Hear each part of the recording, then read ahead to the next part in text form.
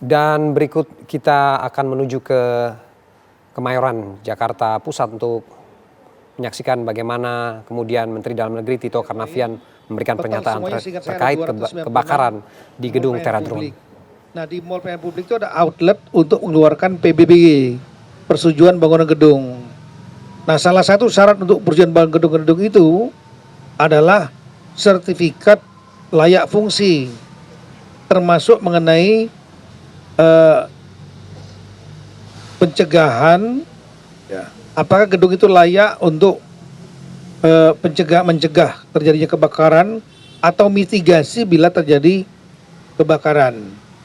Maka nanti biasanya akan dicek oleh Dinas Pemadam Kebakaran, ya, pada saat sertifikat layak fungsi itu akan diterbitkan. Syaratnya salah satunya Dinas Pemadam Kebakaran akan melihat apakah tempat itu ada alat pemadam kebakaran, kemudian apakah di tempat itu ada misalnya jalur evakuasi, sprinkler, bila terjadi kebakaran untuk memadamkan cepat, dan lain-lain. Nah, ini yang sedang didalami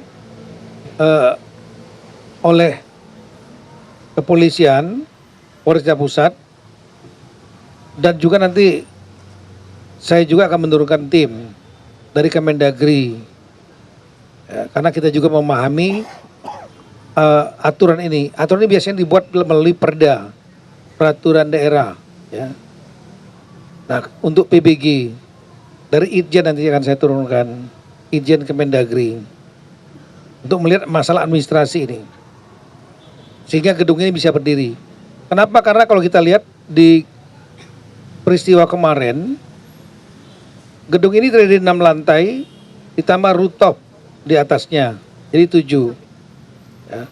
Dan kemudian tempat kebakaran ini terjadinya di lantai 1. Lantai 2, 3, 4, 5, 6 itu nggak terdampak, betul Pak ya? Jadi lantai 1.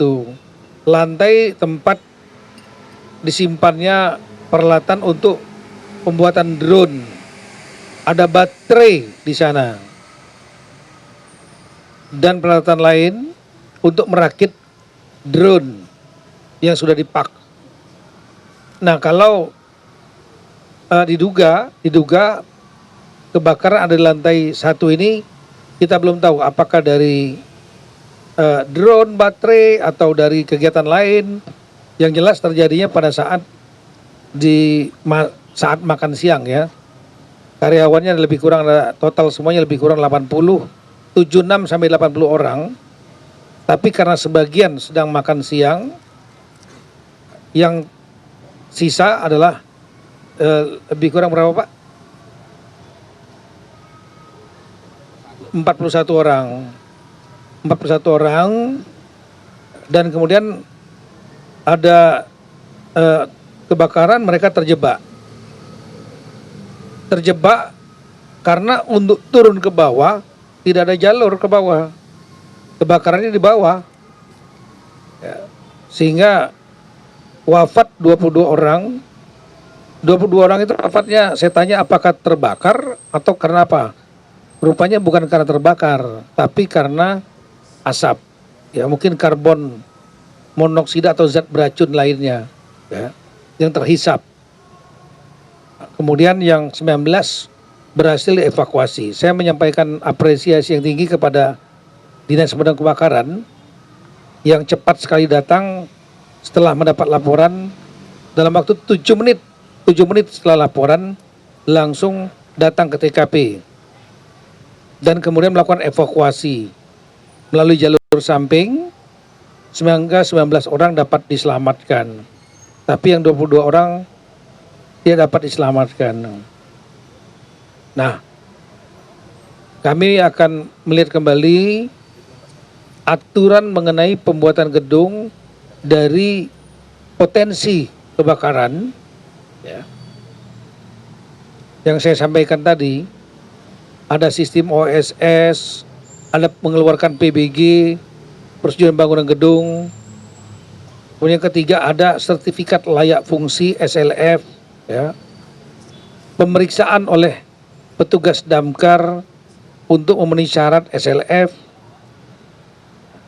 Dan saya tanya tidak ada regulasi untuk diperiksa secara reguler. Misalnya setahun sekali atau 2 tahun sekali. Kalau kendaraan umum kan ada uji kirnya, diuji ulang lagi, ya, kendaraan umum.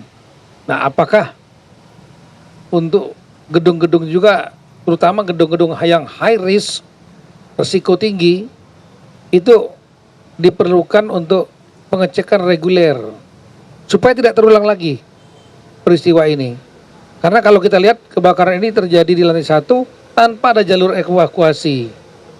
Mungkin ada alat pemadam kebakaran tapi nggak sempat lagi. Saya nggak tahu apakah ada sprinkler di situ untuk memadamkan api. Yang jelas gedung ini kalau terjadi kebakaran, apalagi di lantai 1, itu sangat berbahaya sekali karena tidak ada jalur evakuasi dan nggak ada alat pemadam kebakaran yang mencukupi. Nah, ini yang kita tidak inginkan terulang di masa mendatang di tempat-tempat lain juga. Besok saya akan melakukan Zoom meeting dengan seluruh kepala daerah dan seluruh kepala dinas kebakaran serta DPM PTSP, Dinas Penanaman Modal Pelayanan Terpadu Satu Pindu, yang mengeluarkan